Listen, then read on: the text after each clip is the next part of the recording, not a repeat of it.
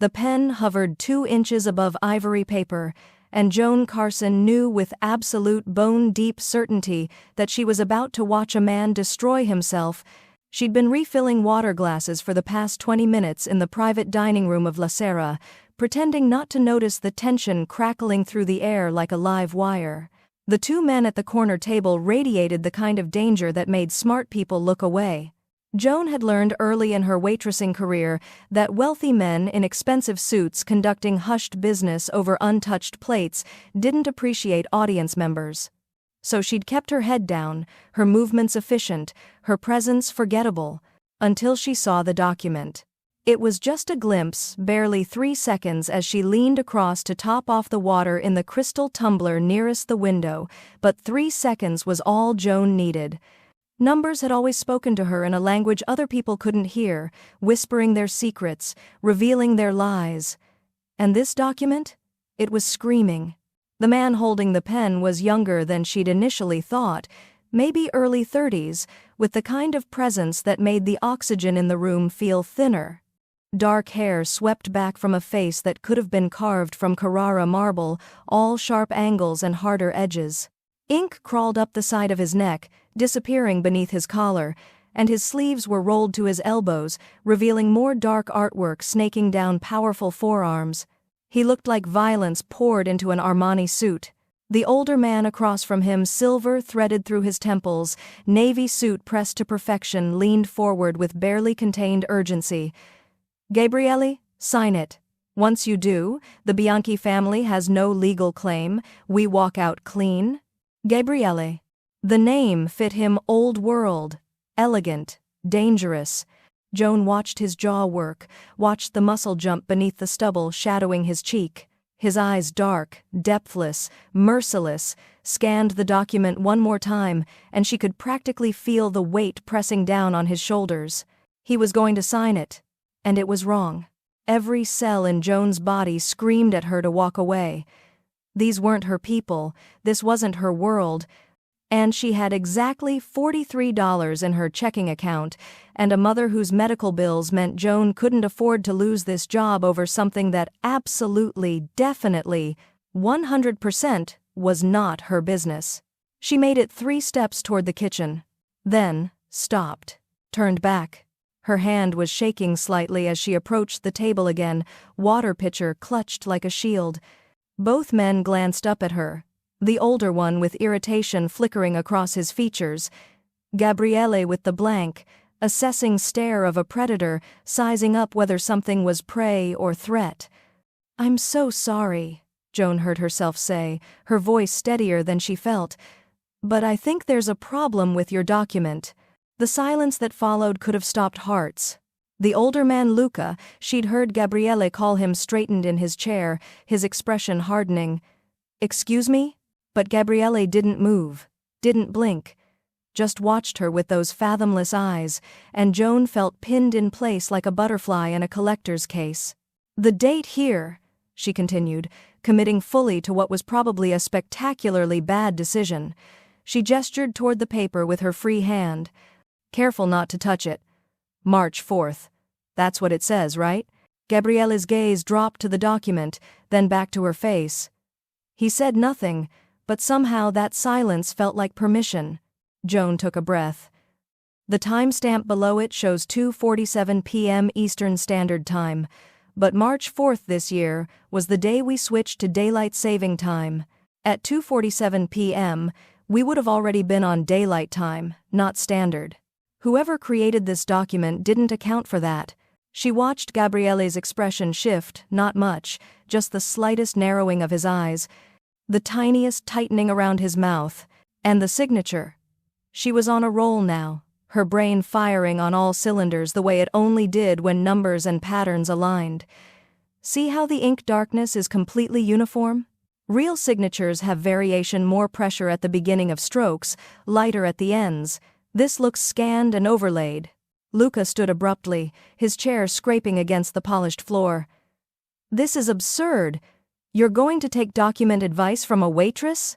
The word waitress came out like an insult, and Joan felt heat crawl up her neck. "I'm just saying what I see." "What you see." Luca said, voice tight with something that might have been panic beneath the condescension, is a legal treaty that's been verified by our lawyers. Forgive me if your expertise in coffee service doesn't quite measure up to their credentials. Joan opened her mouth to respond, but Gabriele raised one hand, a small gesture that somehow commanded absolute silence. Explain the font, he said, still looking at Joan. She blinked. Sorry? You mentioned the timestamp, the numbers. What about the font? Joan leaned closer, studying the document again. She could feel the heat radiating off Gabriele's body, could smell something expensive and cedar dark that definitely didn't come from a department store. The timestamp font is Arial, but the rest of the document uses Times New Roman. Most legal documents stick to one font family for consistency. Switching between them in the same paragraph suggests different editing sessions, possibly different authors. This is ridiculous, Luca interjected. Gabriele, we don't have time for this. The Bianchi representatives will be here in less than an hour expecting. I didn't ask you. Gabriele's voice was quiet, but it cut through Luca's protest like a blade through silk. He turned his full attention to Joan, and she felt the impact of that focus like a physical thing. What's your name? Joan. Carson. I work the morning shift mostly, but I picked up today because Marissa called in sick, and she stopped herself, realizing she was babbling. Joan. My name is Joan. Joan. He said it slowly, like he was testing the weight of it. Do you have a degree in forensic accounting? Document authentication? No, I have 16 credit hours toward a data analytics degree that I can't afford to finish, and a really annoying habit of noticing when things don't add up. Something that might have been amusement flickered across his face, gone so quickly she couldn't be sure it had ever been there. And these things? He gestured to the document. They don't add up? Not even close. Gabriele held her gaze for another long moment, and Joan felt something shift in the air between them, recognition, maybe, or the spark of two minds that worked in similar patterns, even if they lived in completely different worlds. Then he stood, unfolding from his chair with lethal grace, and Joan had to tilt her head back to keep eye contact. He was tall, much taller than she'd realized, and built like someone who understood violence intimately. Luca, Gabriele said, never looking away from Joan. Call Marco. Tell him I need the original digital file pulled from the server. Authentication codes, metadata, everything. Gabriele, this is unnecessary. Now. The single word carried enough weight to make Luca's protest die in his throat.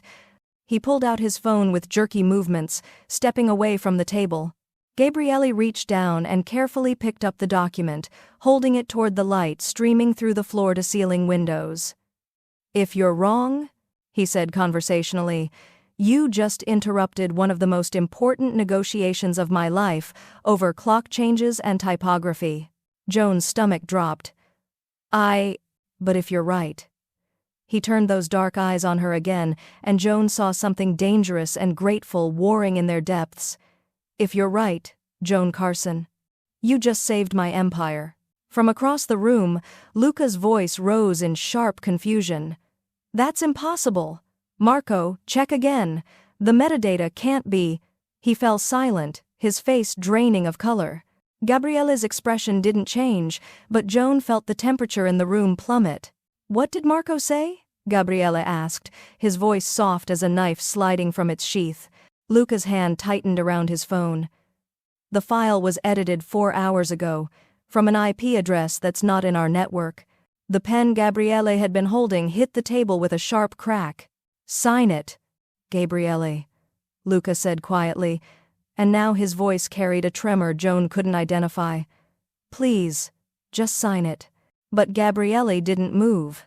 He was staring at Joan, and she saw the exact moment everything clicked into place behind his eyes. The betrayal, the setup, the knife that had been aimed at his back. Get her out of here, Gabriele said, his gaze still locked on Joan's face. What? Joan and Luca spoke simultaneously. The waitress, get her out, now. But before anyone could move, the door to the private dining room opened, and 3 men in dark suits stepped inside. They weren't restaurant staff. And they were all carrying guns. Joan's first coherent thought, as 3 armed men filed into La Serra's private dining room, was that she should have called in sick today. Her second thought was that sick might become a permanent condition if she didn't figure out how to disappear in the next 30 seconds. But Gabriele's hand was still on her wrist, not restraining, just present, like an anchor in a storm, and his voice was steady as he addressed the newcomers. "Gentlemen, you're early." The man in front, tall and broad-shouldered with a scar bisecting his left eyebrow, smiled without warmth. Mr. Bianchi wanted to ensure there were no complications. "No complications," Gabriele assured him, releasing Joan's wrist to gesture casually toward the document still lying on the table. "Just standard due diligence." Joan took a careful step backward, trying to blend into the wallpaper. The water pitcher in her hands suddenly felt absurdly inadequate as a defense mechanism. What was she supposed to do if things went south? Hydrate them aggressively? The scarred man's gaze flicked to her, lingering just long enough to make her skin crawl. "And she is?" "Staff," Gabriele said flatly, in a tone that suggested the conversation was over. But Joan's brain, apparently committed to self-destruction today, chose that moment to fully process what she'd just witnessed. The metadata discrepancy, the forged signatures, the careful manipulation designed to strip Gabriele of everything. And Luca, Gabriele's own advisor, had been pushing him to sign it. She looked at the older man, still standing by the window with his phone clutched in white-knuckled fingers, and saw guilt written across his features like graffiti on a pristine wall. "Oh no," Joan whispered, the pieces clicking together with horrifying clarity. Gabriele heard her. His eyes cut to her face, sharp and assessing, and she watched understanding dawn. He could see that she'd figured something out, something that clearly showed on her face because she'd never been good at poker. "Joan," he said quietly. "Kitchen, now." It was phrased like a suggestion, but carried the weight of a command. Joan nodded, already turning toward the door, when Luca's voice stopped her. "She can't leave." Every person in the room went still. Gabriele turned slowly, his movement precise and predatory. "Excuse me?" Luca's face had gone from pale to gray, his expression that of a man standing on the edge of a cliff with nowhere to run. "She knows too much. She's seen the document, heard about the metadata. If she talks..."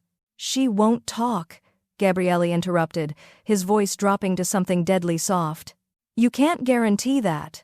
"I can guarantee," Gabriel said, each word sharp as a blade, "that if anyone in this room threatens my staff, they'll regret it." The scarred man shifted his stance, his hand drifting toward his jacket, and Joan's stomach dropped straight through the floor. This was it. This was how she died, caught in the crossfire of a mafia power play because she couldn't keep her observations to herself. Her mother was going to be so disappointed. "Luca," Gabriele continued, never taking his eyes off the armed men, "you're going to explain to me, very carefully, why you're suddenly concerned about a waitress overhearing a conversation. Because from where I'm standing, it sounds like you have something to hide." Luca's laugh was brittle. "Don't be paranoid. I'm just thinking about operational security. You taught me that. I also taught you not to lie to my face." The tension in the room ratcheted up another notch, and Joan found herself pressed against the wall, trying to calculate the distance to the door. Maybe 10 feet. She could make it in 5 seconds if she ran, unless someone shot her, in which case she'd make it approximately nowhere. "Mr. Marino." Joan's voice came out smaller than she'd intended. "I really don't want to be here anymore." Something flickered across Gabriele's face, concern maybe, or recognition that he'd dragged her into something far more dangerous than a simple document review. "I know. Give me 1 minute." "I'm not sure we have a minute," Joan said, eyeing the scarred man's hand, which was now definitely resting on something weapon-shaped inside his jacket. Gabriele followed her gaze, and his expression hardened into something that made Joan's breath catch. "Marco!" he called, not looking away from the armed men. "Get in here!" Seconds later, the door opened again, and a younger man entered mid-20s, lean and sharp-eyed, with the kind of vigilance that suggested he'd seen violence up close. He took in the scene instantly. Gabriele tense and dangerous, Luca cornered and desperate, 3 Bianchi enforcers with hands near weapons, and Joan flattened against the wall like she was trying to merge with the paint. "Boss?" Marco's hand disappeared behind his back, emerging with a gun he held with practiced ease. "Joan Carson," Gabriele said, his voice steady despite the powder keg atmosphere, "is under my protection. Anyone who touches her answers to me. Make sure Mr. Bianchi's associates understand that." The scarred man's smile widened. "This is a private business matter, Marino. Why involve a civilian?" "She's involved because she saved me from signing a forged document," Gabriele replied, his tone casual but his body language screaming barely controlled violence. "Which means someone went to considerable effort to forge Bianchi family signatures and plant false information in my organization. I'm very interested in finding out who." "That's absurd," the scarred man said. But something shifted in his expression calculation, replacing confidence. "Is it?" Gabriella picked up the document, holding it toward the light. "Joan, come here." Every instinct Joan possessed screamed at her to refuse, but Gabrielle's eyes held a strange mixture of command and reassurance that made her feet move despite her better judgment. She crossed the room on shaking legs, hyper-aware of multiple sets of eyes tracking her movement. When she reached Gabrielle's side, he angled the document toward her. "Show them what you showed me." Joan's hands trembled as she pointed to the timestamp. "Eastern Standard Time on March 4th is impossible because we'd already switched to daylight time. The signature's ink density is too uniform for a manual signing.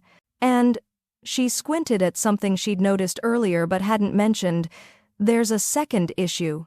"Go on," Gabriella encouraged. "The paper itself." Joan touched the edge carefully. "This feels like premium stock, but the watermark is slightly off-center. Marino family documents use precision-aligned watermarks. I noticed it earlier on some correspondence in the lobby." She hadn't meant to admit she'd been studying their paperwork, but the words were already out. Gabriella's mouth twitched. "You studied my family's correspondence in the lobby?" "I was bored waiting for my shift," Joan defended. "And you have very nice letterhead. The typography is excellent. Despite everything, the guns, the tension, the very real possibility of imminent violence," Gabriella laughed. It was a short, surprised sound that transformed his face from dangerous to devastating. The scarred man didn't look amused. "This is ridiculous. We're taking the word of a waitress over authenticated legal documents?" "I'm taking the word of someone with no reason to lie," Gabriele corrected, "over documents that are suddenly looking very suspicious." He turned to Luca, and all traces of humor vanished. "How long have you known?" Luca's face crumpled. "Gabriele, please." "How long?" 3 weeks. The confession came out broken. "They approached me 3 weeks ago, said if I didn't cooperate, they'd kill Elena." "Elena?" "Luca's daughter." Joan had served her coffee last month, bright, cheerful, studying architecture at Columbia. Gabriela's expression didn't change, but Joan felt the temperature drop. "And you didn't tell me." "I couldn't." "They had surveillance on her apartment, her campus, everywhere. They showed me photos, Gabriele. Photos of her walking to class, sitting in the library, sleeping in her own bed." Luca's voice broke. "What was I supposed to do?" "You were supposed to trust me," Gabriele said quietly, and somehow that soft tone was more devastating than shouting. "You were supposed to come to me so we could protect her together. Instead, you helped them forge documents to steal my empire. I didn't have a choice." "There's always a choice." Gabriele set the document down with deliberate care. "You just made the wrong one." The scarred man cleared his throat. "This is all very touching. But Mr. Bianchi is expecting that signature within the hour. Whatever personal drama you're experiencing, it doesn't change our agreement." "We don't have an agreement," Gabriele said flatly. "We have a forgery. And the moment you walked in here with your hand on a weapon in my restaurant, you declared war. We're simply here to collect what's owed." Based on a fabricated document? I don't think so. The scarred man's smile turned cold. Then I'm afraid we have a problem, Mr. Marino, because Mr. Bianchi doesn't take kindly to broken promises, and he has a very long memory. So do I, Gabriella replied, and I remember every single person who's tried to take what's mine. Would you like to know what happened to them? Joan decided this was an excellent time to interrupt before someone started shooting. Excuse me? Not to interfere with the whole intimidation thing you've got going, but maybe we could all take a breath and… Joan, Gabriella said without looking at her, this isn't the time. Actually, it's exactly the time, she countered, her survival instinct finally overriding her tendency to stay quiet. Because in about 30 seconds someone's going to draw a gun, then everyone else is going to draw guns, and I really don't want to die in a room that serves $17 cappuccinos. Marco snorted, though he kept his weapon trained on the Bianchi enforcers. She has a point, he muttered. Gabriele finally looked at Joan, and she saw something shifting in his expression, concern warring with calculation. What do you suggest? I suggest, Joan said, surprised by her own steadiness, that we verify the document's authenticity with a neutral third party before anyone does something they'll regret. There are forensic authentication services that can analyze paper stock, ink composition, digital metadata, everything. If the document's legitimate, you sign it. If it's fake, everyone walks away and figures out who's actually behind this mess. The scarred man's eyes narrowed. That could take days. Better than bloodshed in a restaurant, Joan pointed out. Think of the upholstery. Despite the tension, despite everything, Gabriele's mouth curved into something that might have been admiration. You're either very brave or very foolish. Can't I be both? Apparently. The scarred man exchanged glances with his companions, some silent communication passing between them. Then he pulled out his phone, stepping away to make a call. Gabriele moved closer to Joan, his voice dropping to a murmur only she could hear. When this is over, you and I are going to have a very long conversation about self-preservation instincts. Looking forward to it, Joan whispered back. Does it involve me keeping my job? It involves you never having to serve overpriced cappuccinos again. Before Joan could process that statement, the scarred man returned, his expression unreadable. Mr. Bianchi agrees to third-party authentication, but he wants assurances that the document remains secure until verification is complete. Done, Gabriele said. Marco, get Alessandro on the phone. Tell him we're moving the signing to neutral ground pending authentication. And tell him, his smile turned sharp, I'm very interested in discussing who had access to his family's signature stamps. As Marco made the call, Luca collapsed into a chair, his face in his hands. Joan felt an unexpected surge of sympathy. He'd been trapped, coerced, backed into an impossible corner by people who knew exactly which pressure points to push. She'd been ready to hate him 5 minutes ago. Now she just felt sad. Your daughter, Joan said quietly, moving closer to Luca. Elena. Is she safe right now? Luca looked up with red-rimmed eyes. I don't know. They said they'd release her once, Gabriele signed, but I don't know if I can trust them. You can't, Gabrielle said bluntly, but we'll get her back anyway. How? Leave that to me. Gabriele pulled out his own phone, firing off a rapid series of texts. Joan, I need you to write down everything you noticed about the document, every detail, no matter how small. Right now? Right now. Marco produced a notepad from seemingly nowhere, and Joan found herself scribbling observations while armed men watched her with varying degrees of hostility and curiosity. The absurdity of the situation wasn't lost on her 4 hours ago. Her biggest concern had been whether the lunch rush would tip well. Now she was documenting evidence in what was clearly a mafia power play. Her mother was going to have so many questions. Done, Joan said, handing the notepad to Gabriele. Their fingers brushed, and she felt the calluses on his hands, evidence of a life that involved more than paperwork and negotiations. Gabriele scanned her notes, his expression growing darker with each line. You're sure about the watermark alignment? I'm sure about everything, Joan confirmed. That document is as fake as my enthusiasm for another double shift. Another brief smile gone almost before it appeared. Then we have our proof. And someone has considerable explaining to do. The scarred man's phone buzzed. He glanced at it, his expression tightening. Mr. Bianchi wants to meet. 1 hour. Russo's warehouse on the pier. Neutral ground, Gabriella countered. I'm not walking into a Bianchi stronghold with forged documents and unanswered questions. The warehouse is neutral. We use it for disputed negotiations. Fine, but I'm bringing my own security. And, Gabriele glanced at Joan, she comes with me. What? Joan and the scarred man spoke simultaneously. Absolutely not, the enforcer continued. This is family business. She's the only one who can identify the forgery elements definitively, Gabriele argued. She's a witness. She comes. Gabriella, Joan hissed. I really don't think I should. You'll be safe, he said. And the conviction in his voice was almost enough to make her believe it. I promise. You can't promise that, Joan said. You don't even know me.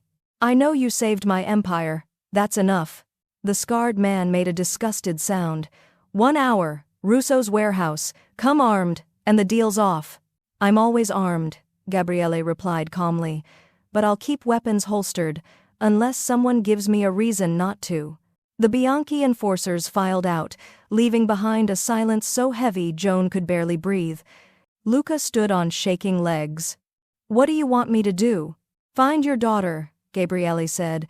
Take Marco and whoever else you need, get Elena somewhere safe, then we'll discuss your future in this organization. Gabriele, I'm so... Save it. Right now, all that matters is Elena's safety. Go. Luca left, Marco following after casting one last assessing look at Joan, and then it was just the two of them, a mafia boss and a waitress who'd stumbled into something far bigger than either of them had anticipated. So, Joan said into the silence, that was exciting.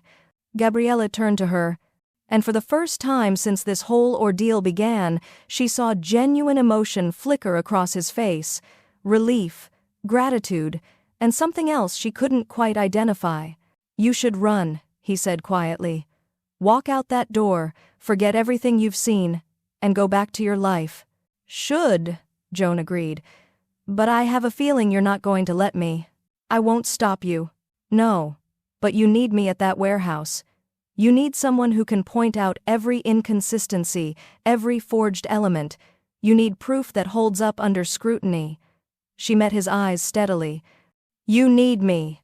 Gabriele studied her for a long moment, and Joan had the dizzying sensation of being weighed, measured, and found somehow worthy. Yes, he finally said. I do. Then I guess I'm going to a warehouse on the pier. Joan tried for levity, though her hands were still shaking. Is that the kind of place where people usually leave alive? Usually. That's not as reassuring as you think it is. His smile was brief, warm, and entirely unexpected. Welcome to my world, Joan Carson. It's terrifying, she informed him. I don't recommend it. Most people don't stumble into it by accident. I have a gift for bad timing. Or perfect timing. Gabriella picked up the forged document, studying it with renewed intensity. If you hadn't spoken up, I would have signed this. Would have given them everything. So either you have the worst luck in the world, or the best. I'm going with worst, Joan decided. Definitely worst. But as Gabrielle's eyes met hers again, something passed between them, recognition, maybe, or the beginning of understanding. She'd saved him, and now, whether she liked it or not, he was going to protect her, even if it meant dragging her straight into the lion's den. We leave in 45 minutes, Gabriella said, his tone shifting back to business. I need to make some calls, arrange security, brief my people. You should eat something, it might be a long night. I'm not hungry. Eat anyway. You'll need your strength. Joan wanted to argue, but the command in his voice made it clear this wasn't a suggestion. So she found herself in Lacera's kitchen, mechanically consuming a sandwich she couldn't taste, while the reality of her situation crashed over her in waves. She was going to a warehouse meeting with the Mafia. She'd just exposed a forgery that someone had gone to considerable trouble to create. And Gabriele Marino, dangerous, powerful, terrifying Gabriele Marino, had looked at her like she was something precious. Joan's phone buzzed with a text from her mother. "How's work, honey?" She stared at the screen, trying to figure out how to respond. "Eventful," she finally typed. "I'll explain later. Love you." Her mother responded with a heart emoji, blissfully unaware that her daughter had just become a key witness in what was probably a massive criminal conspiracy. Joan set down her half-eaten sandwich and pressed her palms against her eyes, trying to steady her breathing. This morning, she'd been nobody, invisible, just another waitress grinding through double shifts and student debt. Now, she was essential. And absolutely, completely terrified. The kitchen door swung open, and Gabriele appeared, having traded his jacket for a dark sweater that somehow made him look even more dangerous. "Ready?" "No," Joan said honestly. "But I don't think that matters." "It doesn't." He held out his hand. "But I meant what I said. You're under my protection. Nothing happens to you." Joan looked at his outstretched hand, scarred knuckles, strong fingers, the promise of both violence and safety wrapped in one gesture. She took it. His grip was warm, solid, anchoring. "Let's go expose a conspiracy," she said, trying for bravery. Gabriele's smile was sharp as a blade. "Let's." They walked through the restaurant together, past staff who stared with barely concealed shock at the boss holding hands with the morning shift waitress. Joan felt their eyes burning into her back, felt the weight of questions she couldn't answer. Outside, a black car waited, sleek and expensive, and probably bulletproof. Gabriele opened the door for her, a gesture of old-world courtesy that felt surreal given the circumstances. Joan slid into the leather seat, her heart hammering against her ribs. This was it. The moment where her ordinary life officially ended, and something else began. Something dangerous. Something thrilling. Something that would either save them both, or destroy everything. Gabriele settled beside her, close enough that she could feel the heat radiating off his body, smell that cedar-dark scent that made her thoughts scatter. "Joan," he said as the car pulled away from La Serra, "if anything goes wrong tonight, I want you to run. Don't look back, don't try to help, just run. I'm not leaving you." His eyes widened, slightly surprised. Maybe, that she'd commit so quickly to someone she barely knew. "You don't owe me anything," he said. "I know." Joan met his gaze steadily. "But you're not the only one who keeps promises. You said I'd be safe. I'm holding you to that. And in return, I'm not running." Gabriele stared at her for a long moment, something fierce and grateful burning in his expression. "You're going to be trouble," he said softly. "Probably," Joan agreed. His hand found hers again in the space between them, fingers interlacing with a certainty that felt like sealing a pact.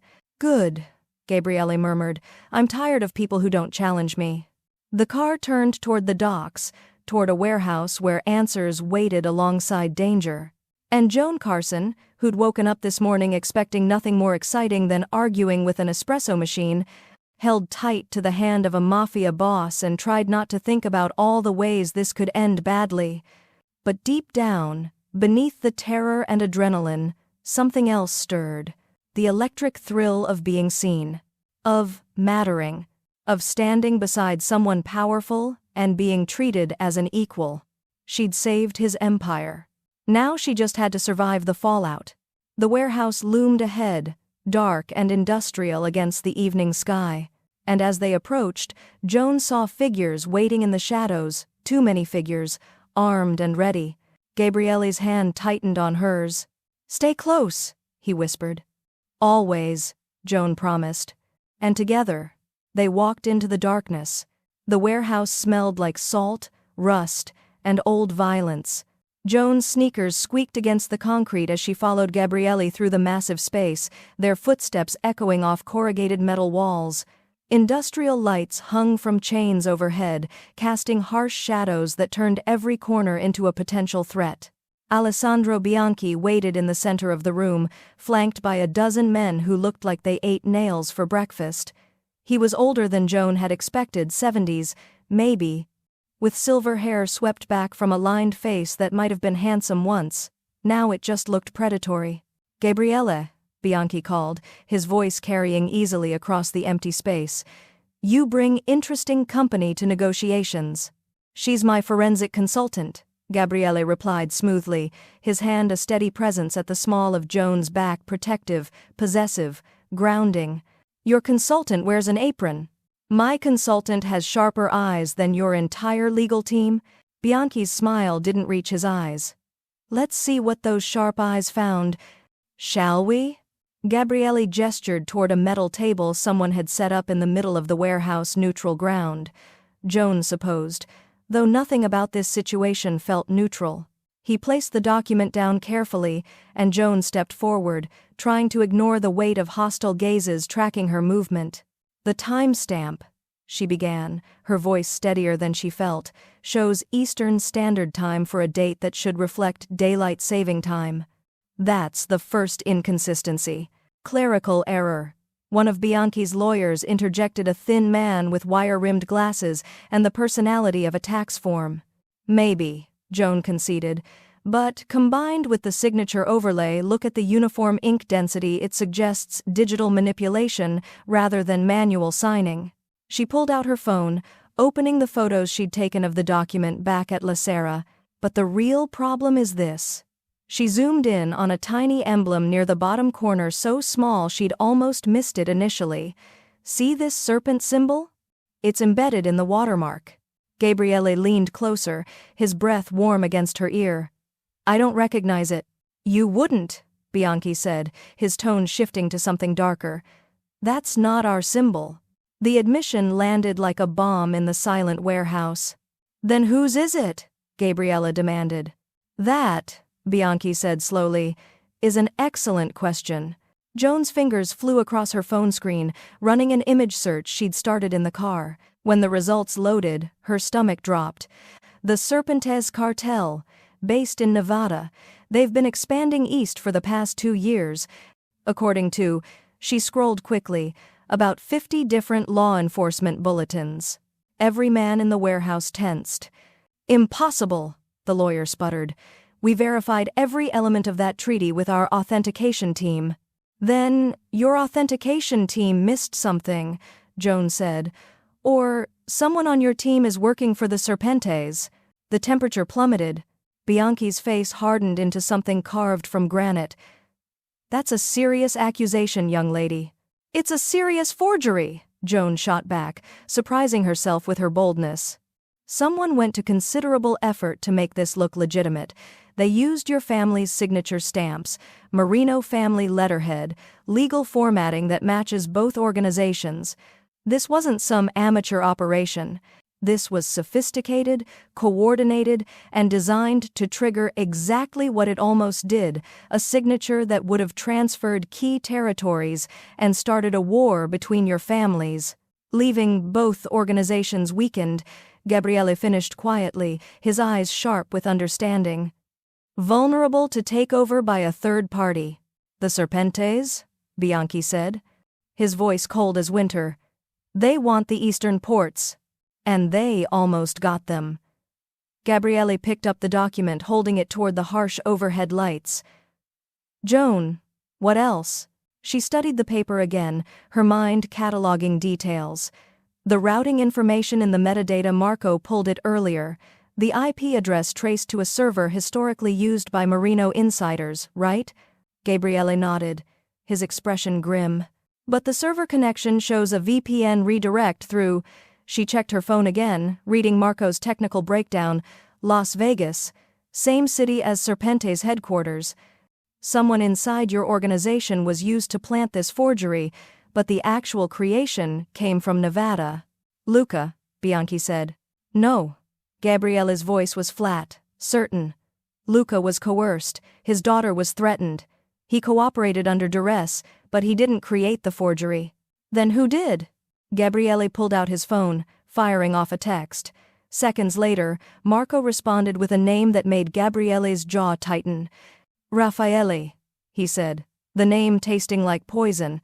My capo for Eastern operations. He had access to our authentication systems, our legal templates, everything needed to create a convincing forgery. And motive? Bianchi asked. Ambition. He's been pushing for more territory, more control. I've been holding him back. Gabriele's smile was terrible. Apparently, he decided to take matters into his own hands. Joan's mind raced ahead, connecting dots. If Raffaele worked with the Serpentes to forge the document, and used Luca as a decoy to push you toward signing, then the plan was to have you surrender key territories to the Bianchi family. Who would then be blamed when those territories fell to Serpente's control shortly after? Bianchi finished, his eyes narrowing, making it look like we'd orchestrated the whole thing as a power grab. Gabriele would retaliate against my family, we'd go to war, and the Serpentes would sweep in during the chaos. Elegant, Gabriele said coldly. And it almost worked. Except for her. Bianchi's gaze settled on Joan with something that might have been grudging respect. Your waitress saw what our lawyers missed. She has a name, Gabriele said quietly, dangerously, and she's under my protection. Noted. Bianchi turned to his own men. Find everyone who touched that document on our end. I want names, access logs, everything. Someone on my side helped plant this forgery, and they're going to answer for it. His men scattered, phones already out. Joan's phone buzzed with an incoming message, unknown number. Her thumb hovered over the delete button, but curiosity won. She opened it. Clever girl. Too clever. Walk away while you still can. Ice slid down her spine. Gabriele, she whispered, showing him the screen.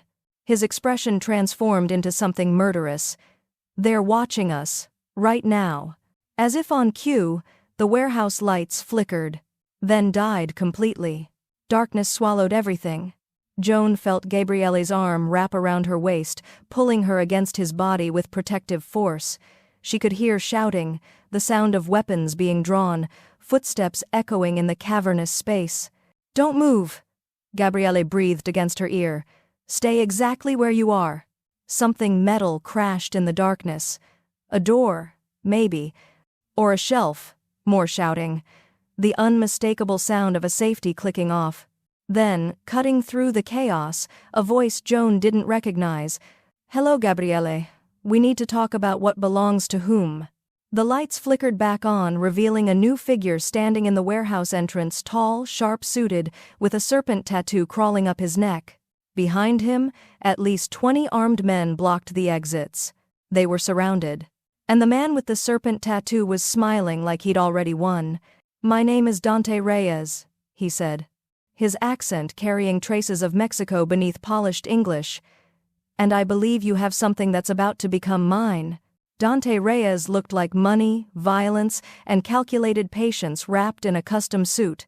The serpent tattoo coiling up his neck seemed to pulse under the harsh warehouse lights, and his smile held the kind of confidence that came from holding all the cards. Joan's first instinct was to hide behind Gabriele. Her second was to catalog every exit and calculate her chances of reaching any of them. Approximately 0, her brain supplied helpfully. You have impressive timing, Gabriele said, his voice carrying none of the tension Joan could feel thrumming through his body. His arm remained around her waist, steel disguised as protection. Breaking into a private meeting. Very bold. Not breaking in, Dante corrected, gesturing around the warehouse.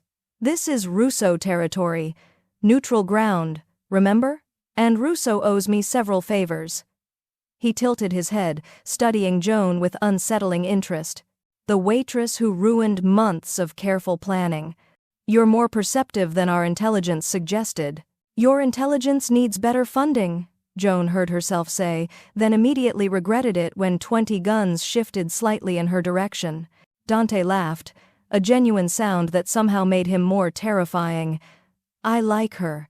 Gabriele, you always did have interesting taste in protection details. She's not protection. She's... Gabriele paused, and Joan felt him recalibrate. She's with me.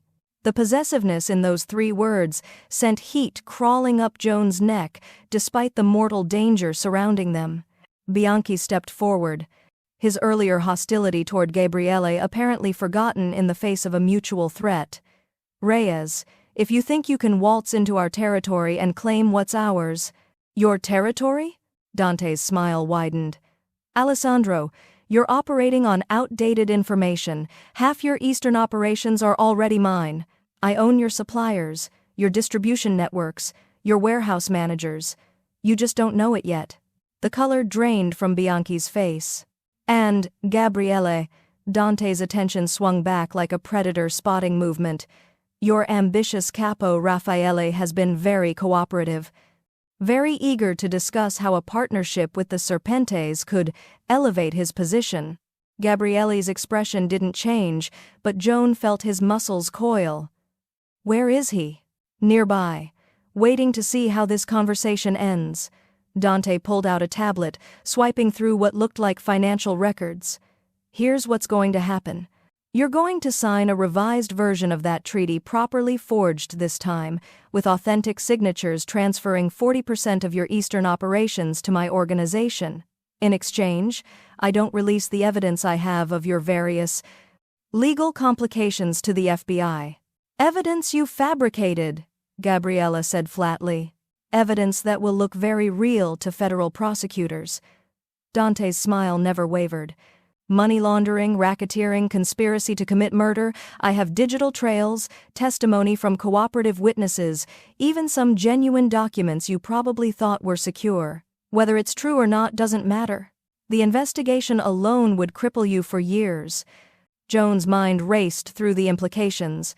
Fabricated evidence was surprisingly easy to create if you had the right technical skills and access. And if the Serpentes had infiltrated Marino operations deeply enough to forge one document, they could have planted dozens more. "You're bluffing," she said, surprised by her own steadiness. "Digital evidence is too easy to discredit with metadata analysis. Any decent forensic accountant would spot inconsistencies in—" "In what?" Dante interrupted, his eyes gleaming. "The offshore accounts I've been feeding money into for 6 months using Marino routing numbers? The encrypted communications I've been sending from IP addresses inside Gabriele's organization? I haven't been faking evidence. Miss Carson, I've been creating it. Real transactions, real communications, all designed to build a prosecution case that will survive any scrutiny." The warehouse seemed to tilt. "That's why the forgery had to be perfect," Joan realized, the pieces clicking together. "You needed Gabriele to sign something that would look legitimate under investigation. When the FBI came looking, and you'd make sure they did, they'd find that treaty as evidence of illegal territory deals. It would corroborate your fake evidence and make everything else more credible." Dante slow-clapped, the sound echoing mockingly. "Beautiful. You see, Gabriele? This is why you should have kept her in the restaurant."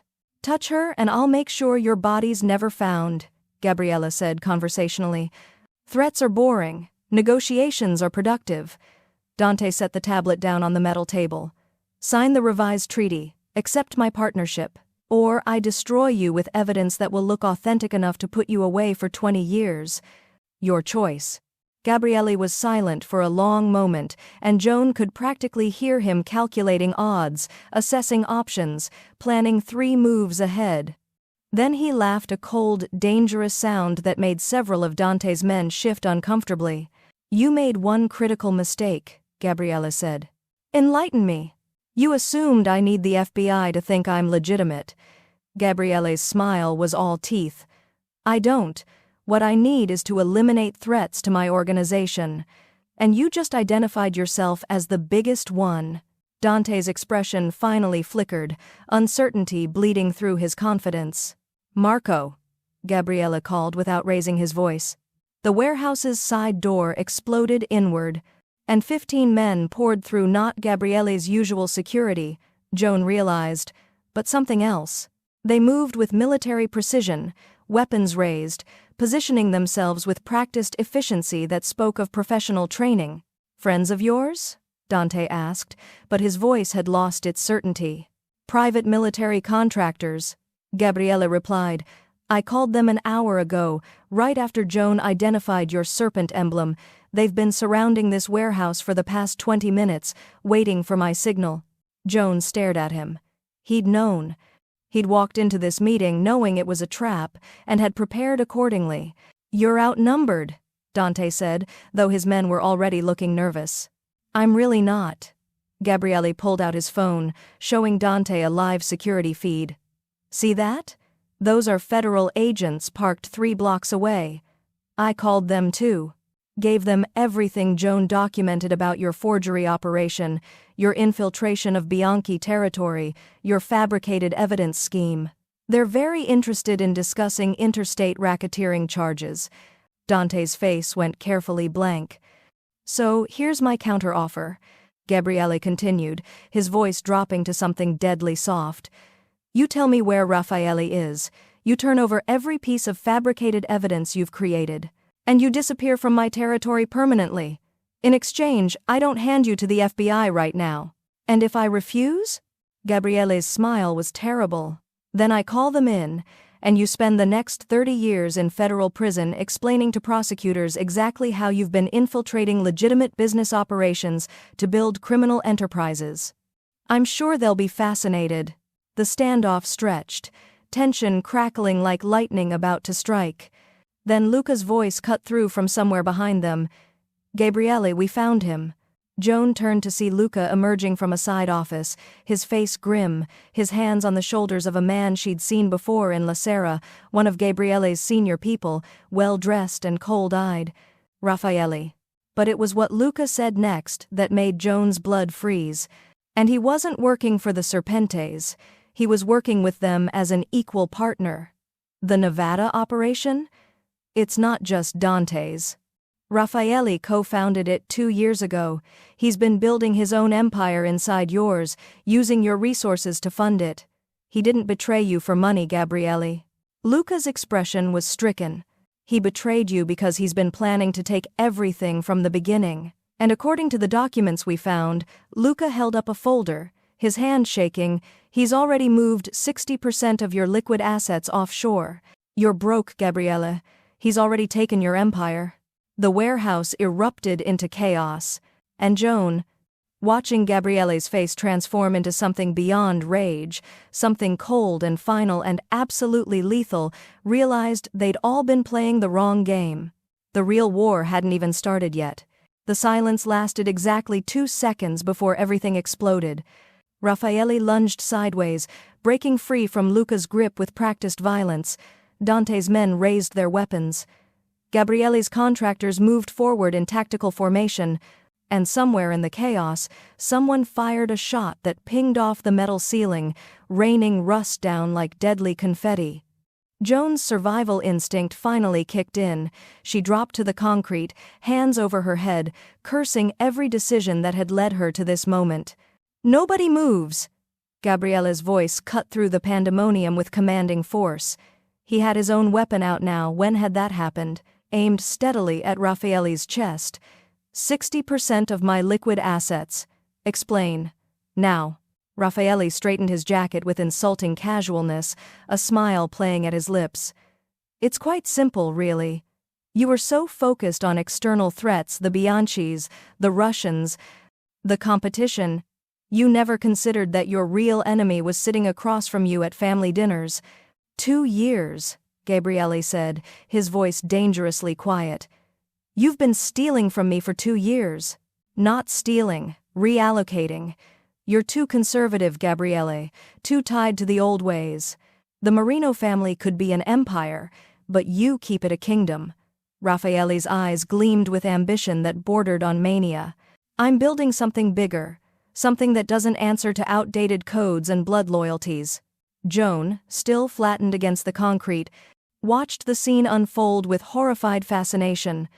From her ground-level perspective, she could see something nobody else had noticed, a thin wire running from Raffaele's sleeve to his palm. A dead man's switch. "Gabriele!" she called out, trying to keep her voice steady. "He's wired. Look at his left hand." Everyone's attention snapped to Raffaele, who smiled wider. "Smart girl. Yes. I'm carrying enough C4 to level this entire warehouse. If my heart stops, we all die." So let's discuss this like civilized people. You're insane, Bianchi breathed. I'm prepared. Raffaele turned to Dante. The revised plan. Now. Dante looked distinctly uncomfortable apparently. Suicide vests hadn't been part of their agreement. Raffaele, this isn't the plan. Raffaele's voice rose, his thumb twitching over the switch. You get the Eastern Territories, I get the offshore accounts and legitimate businesses. Gabriele and Bianchi are either neutralized or dead. We split the empire and move forward. That was the deal. Joan's mind raced.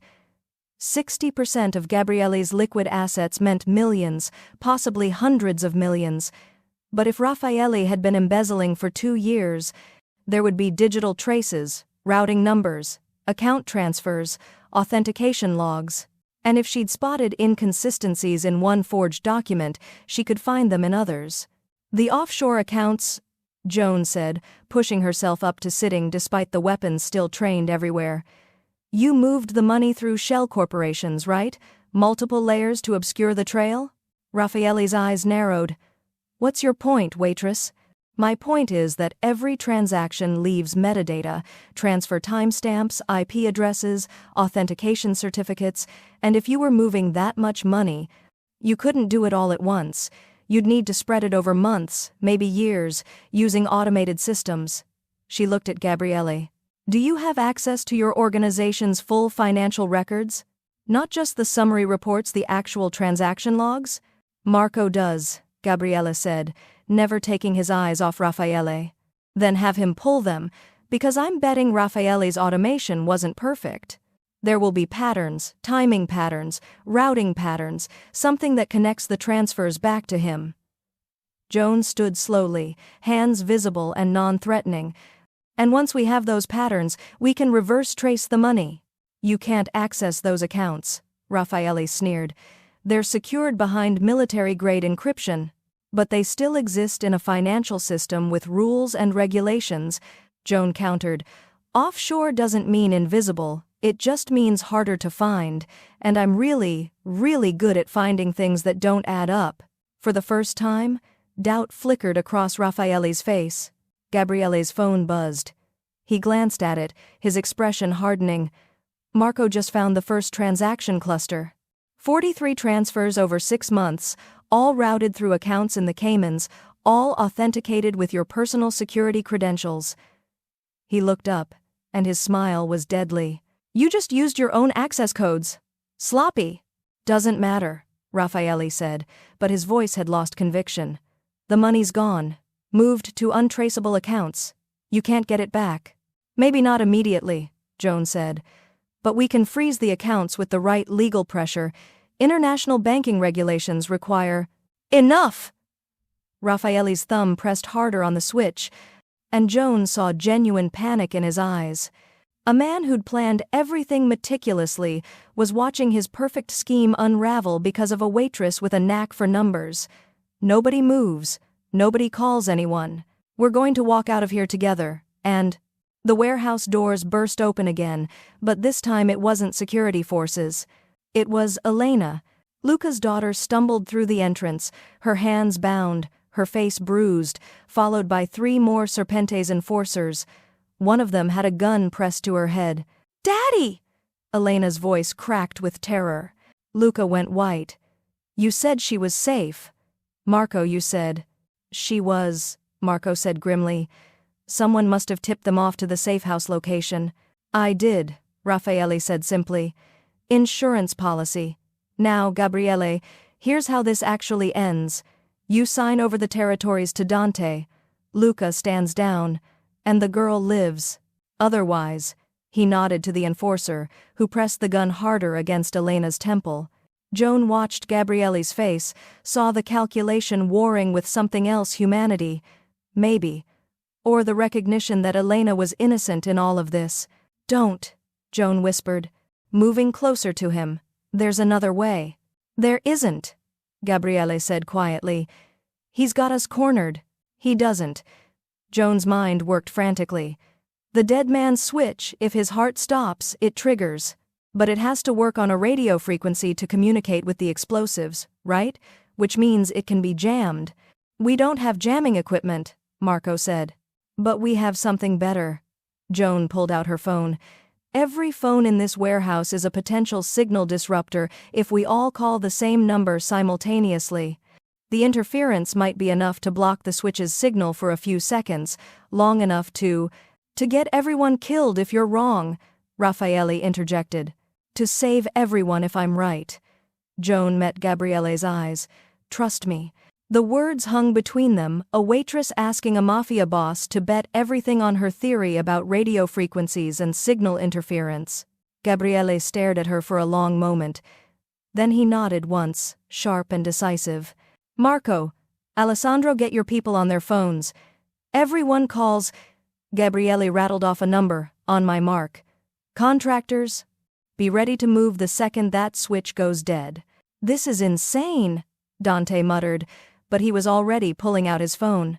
Gabriele, please, Raffaele said, and now he just sounded desperate. Don't do this, we can still make a deal. You held a gun to an innocent girl's head, Gabriele said flatly. There's no deal, there's only consequences. Joan positioned herself, phone ready, her entire body vibrating with tension. If this didn't work, they were all about to be vaporized. If it did work, she'd just saved them again. On 3, Gabriele said. 1. Joan's thumb hovered over the call button. 2. She could see Elena crying silently, Luca's anguished face, Raffaele's growing panic. 3. 50 phones dialed simultaneously, filling the warehouse with a cacophony of ringing. The air itself seemed to crackle with interference. Raffaele looked down at his switch, confusion blooming across his features as the indicator light flickered. Then went dark. Gabriele's contractors moved with lethal precision. 3 of them tackled Raffaele before he could process what had happened, pinning him to the concrete and ripping the dead man's switch from his hand. 2 more took down the enforcers holding Elena, and suddenly Luca was running toward his daughter, pulling her into his arms. Dante raised his hands slowly. I had nothing to do with the girl. That was all, Raffaele. You're still under arrest. A new voice called from the entrance. Federal agents poured through every door, weapons drawn, badges flashing, and Joan finally understood that Gabriele had been 3 steps ahead the entire time. He'd called them. Not as a threat to Dante, as an actual plan. Agent Morrison. Gabriele greeted the lead agent calmly, as if he wasn't standing in a warehouse full of weapons and criminals. Thank you for the timing. We've been listening to everything, Morrison said grimly. Raffaele Torres. Dante Reyes. You're both under arrest for racketeering, conspiracy, attempted murder, and about 15 other charges I'm going to enjoy reading to you. As agents swarmed the scene, securing suspects and clearing weapons, Joan found herself standing in the middle of chaos, her hands still shaking from adrenaline. Gabriele appeared beside her, his presence solid and grounding. You saved us. Again. I endangered us first, Joan said, her voice coming out slightly hysterical. If that signal jamming hadn't worked. It did work. He turned her toward him gently, his hands on her shoulders. Because you're brilliant and brave and completely terrifying. I'm a waitress who got lucky twice. You're the reason I still have an empire to rebuild. His eyes held something fierce and grateful and unbearably intense. Joan Carson, you're going to work for me. Not serving coffee. Doing this. This? Joan gestured around the warehouse. Nearly dying in explosions? Financial analysis, security consulting, helping me identify threats before they destroy everything. His voice softened. Staying by my side. Joan opened her mouth to respond when Morrison approached, his expression businesslike. Miss Carson? We need your statement about the document forgery. You'll be our key witness in the prosecution. Joan looked at Gabriele, then back at the agent. Sure. I can do that. But as Morrison led her toward a quiet corner for questioning, something cold touched the back of her neck, not fear exactly, but a premonition that the danger wasn't over. Because Raffaele, being loaded into a federal vehicle, caught her eye and smiled. A knowing, triumphant smile that said, You think you won, but you have no idea what's really happening. And Joan realized with sinking certainty that they'd stopped one conspiracy only to stumble into something much, much worse. Raffaele's smile haunted Joan through 3 hours of federal questioning, 2 cups of terrible coffee, and Agent Morrison's increasingly repetitive inquiries about timestamp inconsistencies. "Miss Carson? Are you listening?" Joan blinked, dragging her attention back to the agent, sitting across from her in the makeshift interview space, a corner office in a building the FBI had commandeered near the warehouse. "Sorry. Yes." The font discrepancies indicated multiple authorship sessions.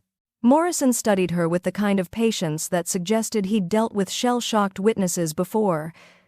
"You've been very helpful. We have enough for the prosecution. You're free to go. But we'll need you available for testimony when this goes to trial." "How long will that take?" "Months. Maybe longer if they fight extradition on some of the international charges." He closed his notebook. "In the meantime, I'd suggest keeping a low profile. Rafaele Torres and Dante Reyes have connections that extend beyond what we arrested today." Joan's stomach tightened. "You think I'm in danger? I think you just took down a multi-million-dollar criminal conspiracy. People tend to hold grudges about that sort of thing." Morrison's expression softened slightly. "Mr. Marino has offered you protection. I'd accept it if I were you." The door opened before Joan could respond, and Gabriele stepped inside with the kind of easy authority that made even federal agents defer to him. He'd changed clothes at some point, the warehouse dust replaced by a fresh black shirt and slacks that made him look dangerously elegant. "Agent Morrison," Gabriel said with polite courtesy that didn't quite mask the underlying steel. "Are we finished here?" "For now." Morrison stood, extending a hand to Joan. "Thank you for your cooperation, Miss Carson. Someone will be in touch about the trial schedule." Then he left, and suddenly, Joan was alone with Gabriele in a small office that felt much smaller with him in it. "You changed," Joan said, because apparently her brain had decided to focus on irrelevant details instead of processing the fact that her life had completely derailed in less than 12 hours. "I keep spare clothes in the car." Gabriele moved closer, his eyes scanning her face with an intensity that made her feel exposed. "You look exhausted." "I nearly got blown up. Exhaustion seems reasonable." "It does."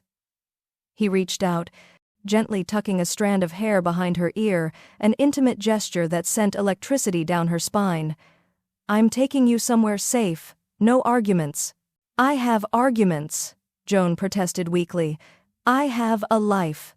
An apartment, a mother, who's probably wondering why I haven't answered her texts in 6 hours. Call her from the car, tell her you're safe but staying with a friend for a few days." Gabriele's hand dropped but lingered near her shoulder. "Joan," Raffaele smiled at you. "That wasn't random. He knows you're the key to unraveling whatever else he's planned." The memory of that knowing smile made Joan's skin crawl. What else could he have planned? "You have his money trail. The FBI has him in custody." "We have 60% of the money trail," Gabriele corrected, "which means 40% is still missing." And Raffaele looked too confident for someone facing life in prison.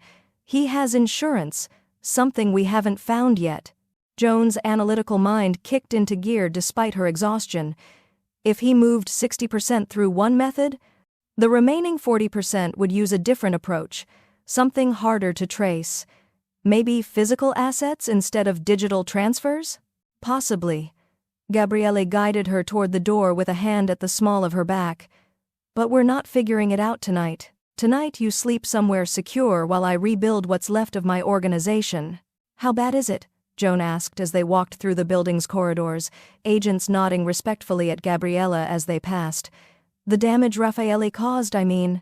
Gabriele was quiet for a moment.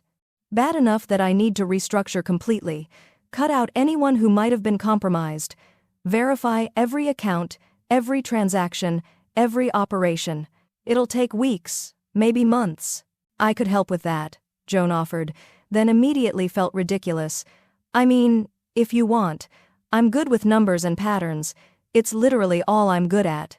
Gabriele stopped walking, turning to face her with an expression that made her breath catch.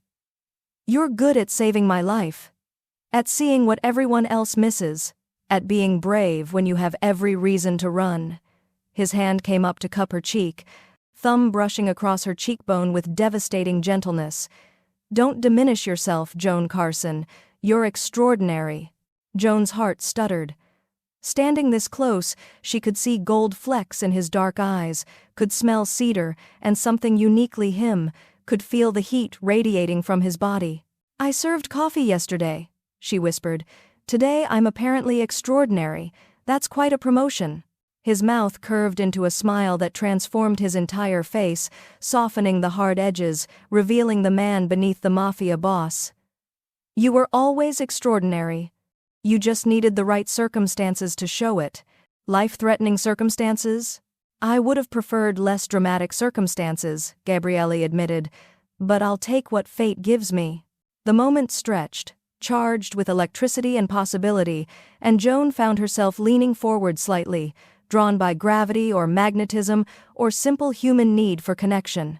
Then Gabriel's phone buzzed, shattering the spell. He pulled back with visible reluctance, checking the screen. His expression hardened.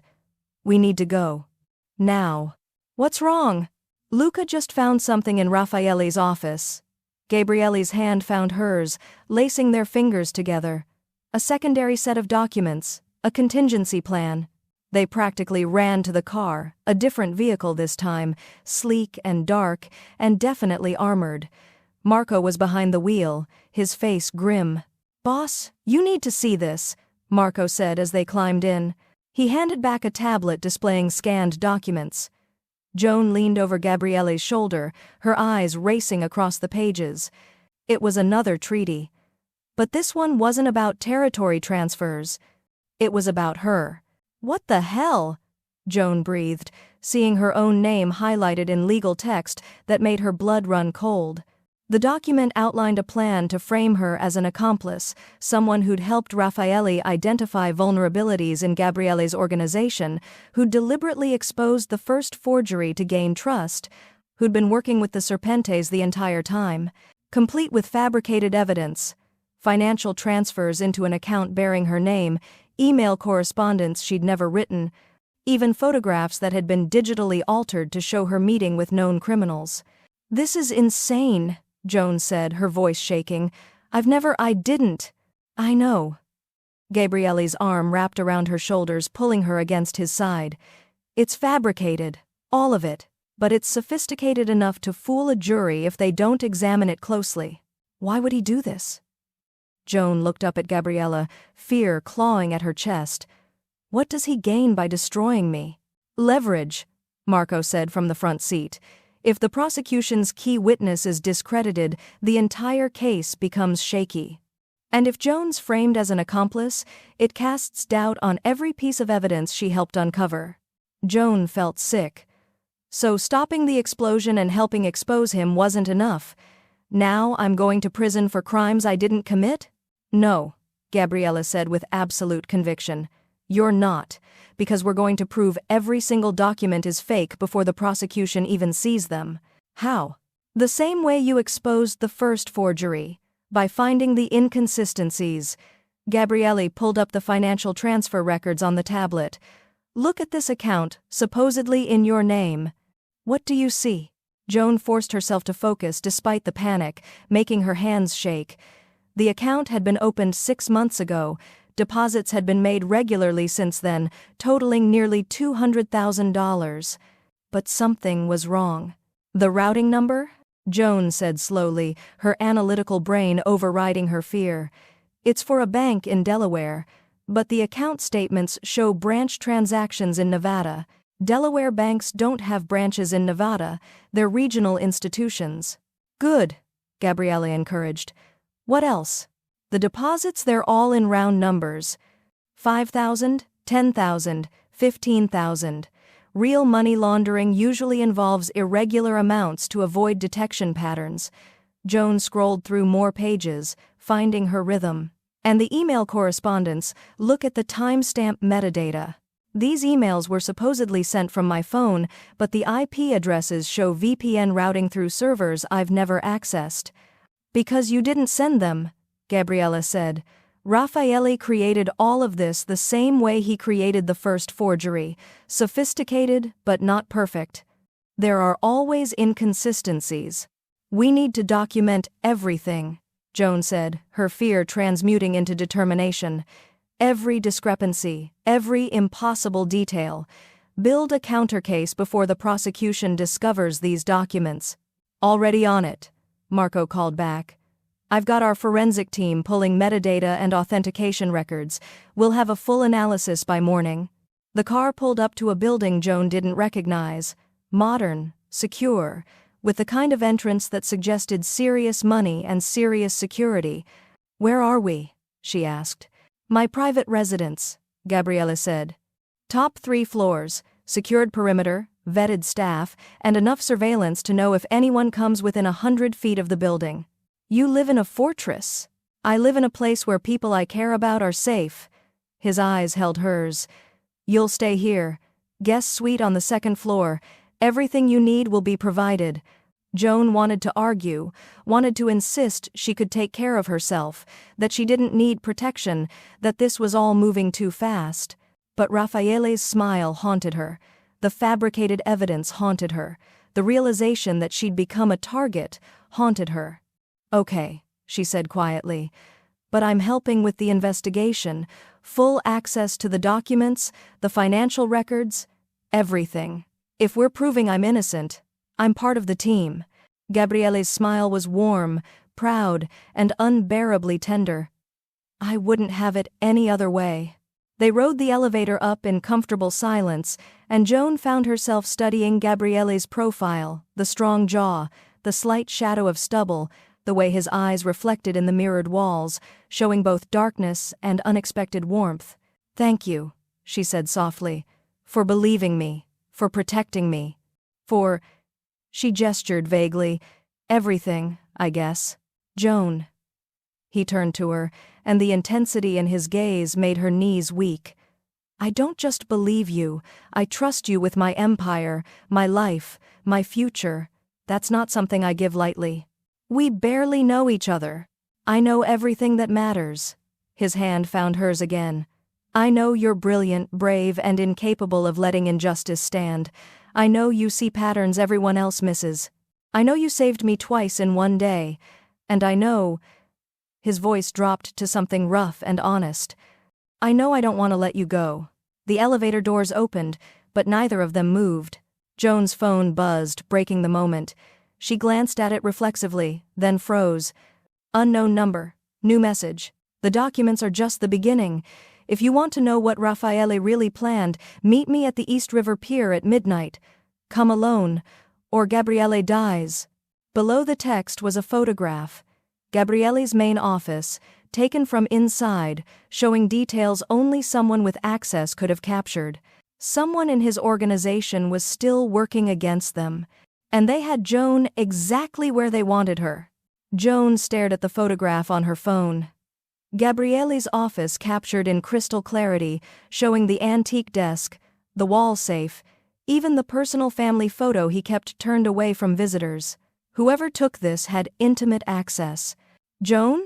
Gabriele's voice pulled her back. What's wrong? She should tell him.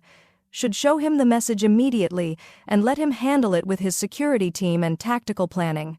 Instead, Joan heard herself say, Nothing, just my mother checking in again. The lie tasted like ash, but the message had been clear. Come alone, or Gabriele dies. Show me. Gabriella reached for her phone, and Joan's heart nearly stopped. She pulled back reflexively. It's just she's worried. I'll call her later. Joan forced a smile that felt like cracking glass. Can I see that guest suite now? I'm exhausted. Suspicion flickered across Gabriele's face, but he nodded slowly. This way. He led her down a hallway lined with understated art originals, Joan realized with distant surprise, not prints. The guest suite was more luxurious than her entire apartment, floor-to-ceiling windows overlooking the city, a bed that could sleep 4, and a bathroom with marble that probably cost more than her student debt. Everything you need should be here, Gabriella said, lingering in the doorway. If not, there's an intercom. Press 9 for the kitchen, 7 for security, 1 for... He paused. 1 reaches me directly. Got it.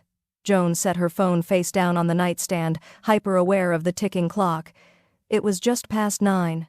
She had 3 hours to figure out how to get to the East River Pier without Gabriele or his security knowing. Impossible. Completely impossible. Gabriella moved closer, and Joan's breath caught as he reached up to cup her face with both hands, a gesture so tender it made her chest ache. Whatever you're thinking about doing, he said quietly, don't.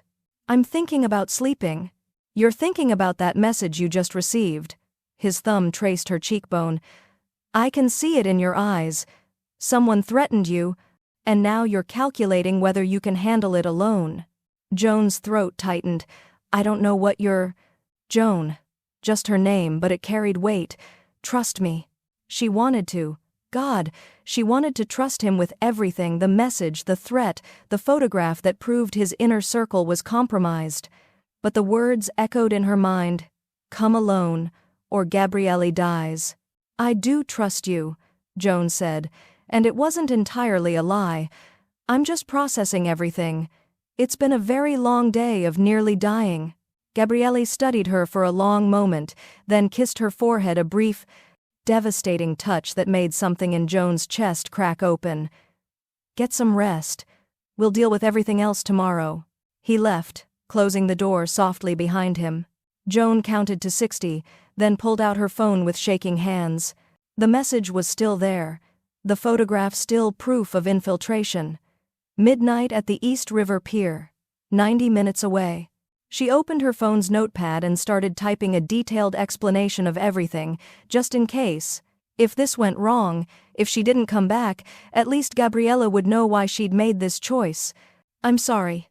Someone in your organization is still working against you, and they threatened to kill you if I didn't come alone. The photograph shows your private office details only an insider would have. I couldn't risk your life. I know this is stupid, but I don't see another choice. The meeting is at the East River Pier at midnight. If I'm not back by 1 a.m., assume the worst. Joan. She saved it as a draft, set to send automatically at 12:30 a.m. Then she examined the suite's windows. They didn't open security feature probably, but there was a balcony accessible through the living area. Joan changed into the darkest clothes she could find in the provided wardrobe, black jeans and a navy sweater that were close enough to tactical wear if she squinted. Then she waited, watching the clock tick toward 11. At 11:15, she crept out of the guest suite. The apartment was quiet. Gabriele had probably retreated to his own space, and the security team was focused on external threats, not internal movement. Joan made it to the balcony, her heart hammering. 12 floors up. No fire escape, no obvious way down except...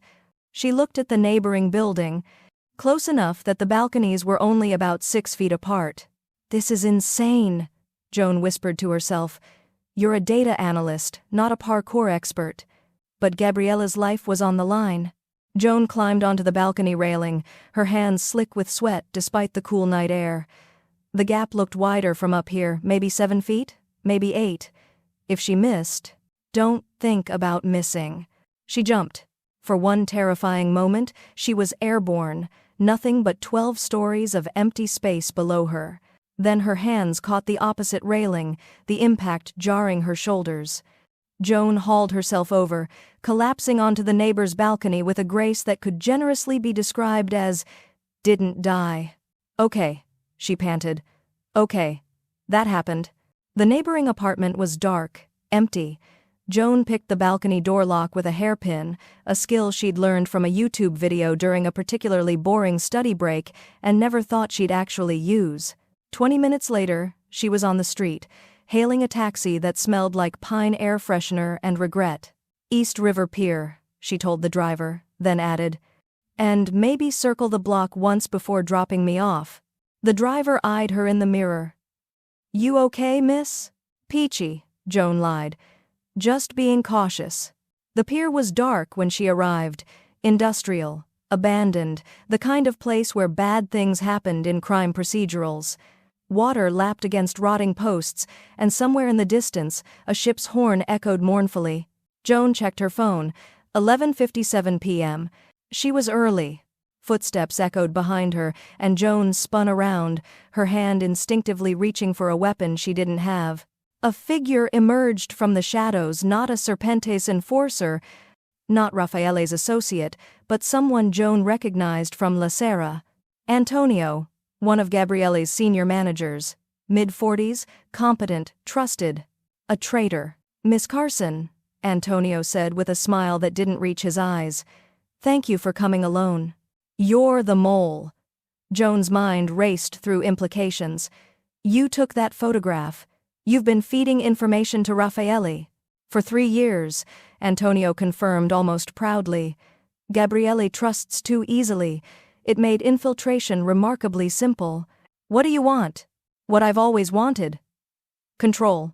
Power. A seat at the table instead of standing behind it." Antonio pulled out a tablet similar to the one Dante had used. "Raffaele's contingency plan wasn't just about framing you, it was about replacing Gabriele entirely. A quiet coup, using legal mechanisms, fabricated evidence, and internal support. Support from you. And others. Gabriele's inner circle is more fractured than he realizes." Antonio tapped the tablet. "But you've become a problem. Your pattern recognition, your ability to spot inconsistencies, you're too dangerous to leave alive." Joan's stomach dropped. "You're going to kill me! Eventually. First, you're going to help me access Gabriele's personal accounts, the ones even Raffaele couldn't reach." Antonio smiled. "Your gift for numbers makes you valuable. For now. And if I refuse?" Antonio pulled out a phone, showing Joan a live video feed. Her apartment. Her mother, visible through the window washing dishes in the kitchen. "Then your mother has a very unfortunate accident," Antonio said calmly. "Your choice, Miss Carson. Cooperate, and she lives. Refuse, and you watch her die." Joan's vision tunneled. This wasn't about Gabriele anymore. This was about her mother, the woman who'd worked 2 jobs to help pay for Joan's education, who'd never asked for anything except her daughter's happiness. "How do I know you'll keep your word?" Joan's voice came out steady despite the terror flooding her system. "You don't," Antonio admitted, "but it's the only offer you're getting." Behind him, the pier stretched into darkness. No witnesses, no escape routes. Just Joan, a traitor, and an impossible choice. Joan's hand moved to her pocket, fingers finding her phone. The automatic message wouldn't send for another 30 minutes. Too late to help her, but maybe soon enough to help Gabriele. "Fine," she said. "I'll cooperate, but I need access to Gabriele's systems, security clearances, authentication. Already arranged." Antonio gestured toward a car waiting in the darkness. "We're going back to his building. You'll use your guest access to get us into his private office. Then you'll crack his personal safe." "I'm not a safe cracker." "No, but you understand patterns, number sequences, and Gabriele's safe uses a 12-digit code based on a personal algorithm." Antonio's smile widened. "You'll figure it out. You always do." Joan walked toward the car on numb legs, her mind racing through options. She could fight, probably get killed. She could run, her mother would die. She could cooperate, and hope for an opening, a chance, anything. But as she reached the car door, she saw something that made her blood run cold. In the back seat, Luca. Bound, gagged, his face bruised, his eyes desperate above the duct tape. "Insurance," Antonio explained casually. "Luca discovered my involvement an hour ago. Had to neutralize him before he warned Gabriele. Now he gets to watch you betray the man who trusted you both." The car door opened, and Joan climbed in beside Luca, meeting his anguished gaze. "I'm sorry," she mouthed. But Luca shook his head frantically, his eyes cutting to something behind Antonio. A shadow moved in the darkness beyond the pier. Then another. Antonio turned, realization dawning too late. "Going somewhere?" Gabriele's voice cut through the night like a blade. He stepped into the dim light, flanked by Marco and a dozen armed men. His expression was absolute zero, cold, lethal, and utterly unforgiving. His eyes found Joan's, and she saw hurt flash across his features before fury replaced it. "I can explain," Joan started. "You jumped off a 12-story balcony," Gabriel interrupted, his voice dangerously soft, "rather than trust me with the truth. So please, Joan, explain." Antonio's hand moved toward his jacket. Gabriele's gun was out and pressed to the traitor's temple before he could complete the motion. "Move again," Gabriela said quietly, "and I paint this pier with your brain matter." Marco moved past them to free Luca, cutting through the restraints with efficient brutality. And Joan, sitting in the car with her heart in her throat and tears stinging her eyes, realized she'd made a catastrophic mistake. She'd underestimated exactly how prepared Gabriele Marino could be when protecting someone he cared about. "The tracker," she breathed. "You put a tracker in my phone." "In the phone I gave you, yes." Gabriela hauled Antonio out of the car with vicious force. "Did you really think I'd let you leave my protection unwatched? He threatened my mother." "Your mother is fine," Gabriele interrupted. "I had security watching her apartment from the moment you received that first threat. She's safe, Joan. She was always safe." Relief and fury and a dozen other emotions crashed over Joan simultaneously. "You could have told me. You could have trusted me," Gabriele shot back, his control fracturing. "Instead, you lied to my face and jumped off a goddamn building. To protect you." "To protect me?" Gabriele's laugh was sharp, humorless. "Joan, I've survived 3 assassination attempts, a hostile takeover, and 15 years in this life. I don't need protection from a waitress with a death wish." The words hit like a slap. Joan climbed out of the car, her legs shaking. "Then I guess we're done here. You've got your traitor. My mother's safe. I'll just—" Her voice cracked. "I'll just go." She made it 3 steps before Gabriele caught her wrist, spinning her back to face him. "We're not done," he said, his voice rough with emotion. "We're nowhere near done. You just called me a waitress with a death wish." "You are a waitress with a death wish." Gabriele pulled her closer, his free hand cupping her face. "You're brilliant and brave, and you make me insane with worry because you keep throwing yourself into danger to save people who should be saving you. I don't need saving." "Neither do I, apparently." His thumb traced her cheekbone, the gentleness at odds with his fury. "But here we are, 2 people who don't need saving, driving each other crazy trying to protect one another." Joan's anger wavered. "You put a tracker in my phone. You jumped off a building. You had my mother under surveillance. You were going to crack my safe for a traitor." They stared at each other, both breathing hard, the tension between them electric and overwhelming. "This is insane," Joan whispered. "Completely," Gabriele agreed. Then he kissed her. It wasn't gentle. It was desperate, furious, overwhelming, the culmination of 24 hours of terror and adrenaline and emotions neither of them knew how to process. Joan's hands fisted in his shirt, pulling him closer as his arms wrapped around her with crushing intensity. When they finally broke apart, both breathing ragged, Gabriele pressed his forehead to hers. "Don't ever do that again," he said hoarsely. "Which part? The lying or the balcony jumping?" "Any of it." His arms tightened. "You're mine to protect now, that's non-negotiable." "I don't belong to anyone," Joan protested weakly. "Then belong with me." Gabriele pulled back just enough to meet her eyes. "Stay by my side. Not as an employee or a witness, but as—" He paused, searching for words. "As someone I can't lose." Joan's heart stuttered. "Gabriele." Marco's urgent voice interrupted. "Boss, we've got a problem." They turned to see Antonio smiling despite the gun still pressed to his head. "You think I came alone?" The traitor's laugh was unhinged. "You think this ends with me?" He pressed something in his pocket. The pier exploded in gunfire.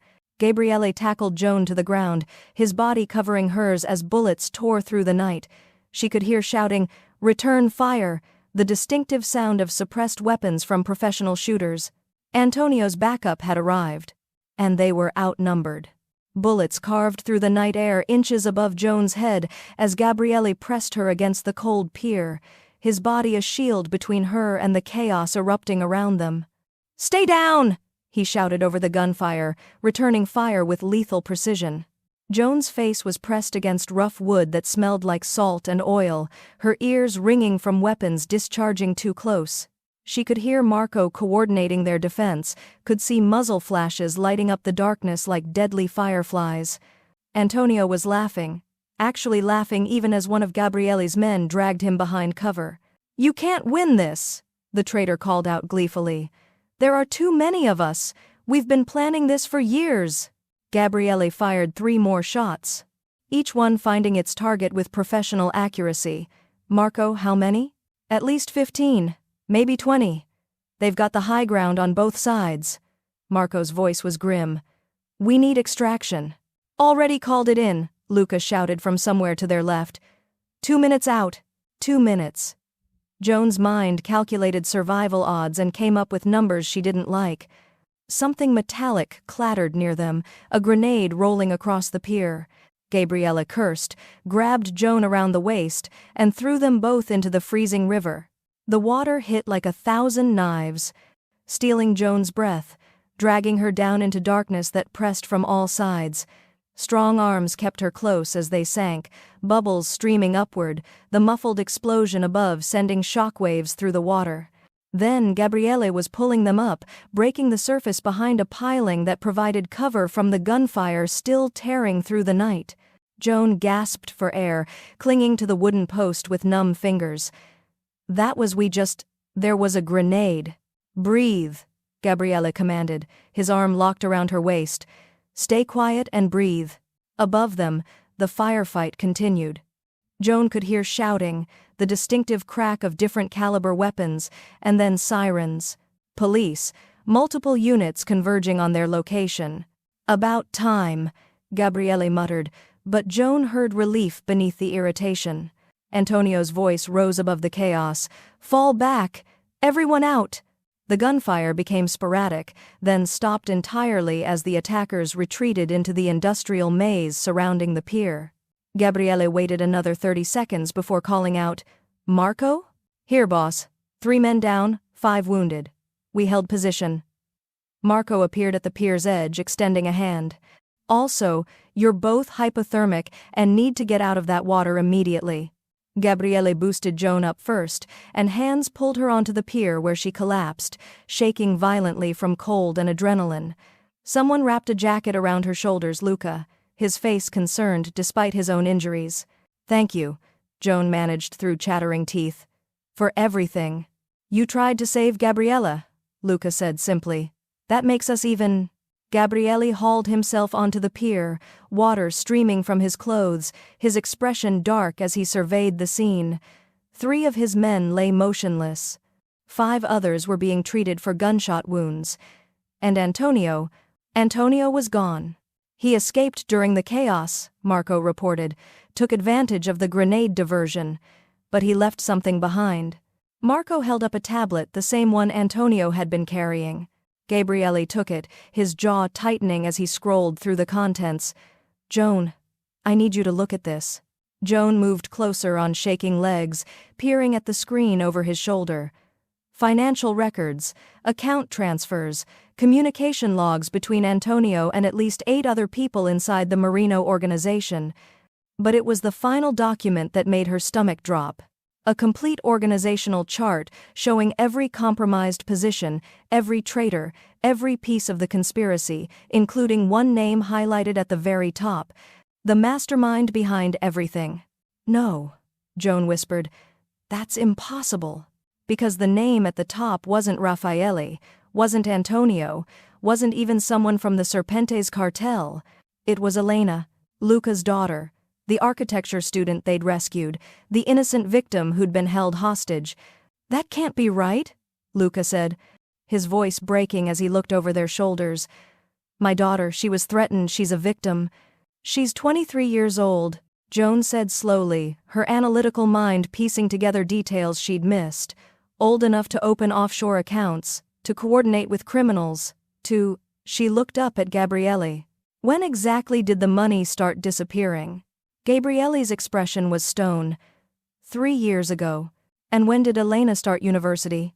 3 years ago. Luca's face had gone gray. No, you're wrong. Someone's framing her. Someone. His phone rang. They all stared at it. Answer it, Gabriella said quietly. Luca's hand shook as he accepted the call, putting it on speaker. Daddy? Elena's voice came through, sweet and familiar. I heard there was trouble at the pier. Are you okay? Elena, baby, where are you? At my apartment, studying. A pause. Why? What's wrong? We found some documents, Luca said carefully. Financial records. Your name is on them. Silence stretched for 3 heartbeats. Then Elena laughed, a sound completely different from her usual bright cheerfulness. Colder. Calculated. Well, she said. I suppose we're past pretending now. Luca's face crumpled. No. Please, no. I'm sorry, Daddy. I really am. But Gabrielle's old-fashioned methods were never going to build a real empire. Someone had to be bold enough to reach for more. Her voice hardened. Raffaele understood that. Antonio understood that. And soon, everyone will understand when I'm running the Eastern Seaboard. You're 23, Joan said, unable to help herself. You're in architecture school. I'm 23 and smarter than everyone who underestimated me because I smile sweetly and pretend to care about building designs. Elena's laugh was bitter. Do you know how easy it was? How simple it was to manipulate my own father? To play the victim while orchestrating everything behind the scenes? The hostage situation, Gabriella said, that was staged. Obviously. I needed Daddy compromised and desperate, needed him to push you toward signing that first treaty. You were supposed to destroy each other while I consolidated power. A sigh. But then that waitress had to notice things she shouldn't have. Joan felt Gabrielle's hand find hers, squeezing gently. Elena, Luca's voice broke. Please, come home. We'll fix this. Whatever happened, whatever made you do this, we can. There's nothing to fix, Daddy. I'm not broken. I'm just better than you realized. Another pause. Goodbye. I'll send flowers to your funeral. The call ended. Luca collapsed to his knees, his anguished sob echoing across the pier. Joan looked at Gabriele, saw fury and calculation warring in his expression. She's running. She is, Gabriella agreed. But not fast enough. Marco, pull every security feed in the city. Find her. I want Elena Moretti in custody within the hour. On it. Marco was already coordinating with his team. Police were swarming the pier now, federal agents close behind. Agent Morrison approached, his expression grim but unsurprised. Marino, he greeted. Convenient timing with the extraction call. Almost like you knew this was coming. I knew someone had compromised my organization, Gabriella replied evenly. I didn't know who until tonight. Now I do, and I'm sharing that information willingly. Elena Moretti is your target. Everything else, he gestured to the tablet, is documented evidence. Morrison examined the device, his eyebrows rising. This is remarkably organized for criminal conspiracy records. Elena was always detail-oriented, Luca said hoarsely, still kneeling on the pier. Even as a child, everything had to be perfect. Joan felt sympathy pierce through her exhaustion. Luca had been manipulated by his own daughter, betrayed by the person he'd tried desperately to protect. I'm sorry, she said quietly, crouching beside him. I know it doesn't help, but I'm sorry. Luca looked at her with red-rimmed eyes. You saved Gabriele. Twice. That's more than I ever did. You saved him tonight, Joan corrected gently. When it mattered most. Gabriele pulled Joan to her feet, his arms secure around her waist. We're going to the hospital. Both of you. Marco can coordinate the search. I'm fine, Joan started. You jumped into a freezing river after being shot at, Gabriele interrupted. You're going to the hospital, and then you're going somewhere with actual security where Elena can't reach you. Where's that? His smile was grim. With me. Always. Morrison cleared his throat. Before you two disappear into protective custody, I need Miss Carson's statement about.